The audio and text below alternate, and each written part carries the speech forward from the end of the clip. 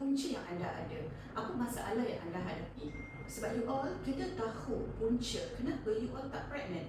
Dia bukan sekadar you datang saya bagi ubat dan you balik, no. Dan kan kita punya rawatan ni di Marisa Poliklinik, saya akan make sure you all dapat optimum rawatan dari segi konsultasi, dari segi apa yang anda perlu tahu sebenarnya, apa itu TTC, kenapa korang kena tahu jenis-jenis rawatan, kenapa punca you all tak period, apakah yang menyebabkan you all ada masalah hormon, kenapa korang tak bertelur. Semua benda ni sangat penting bagi anda.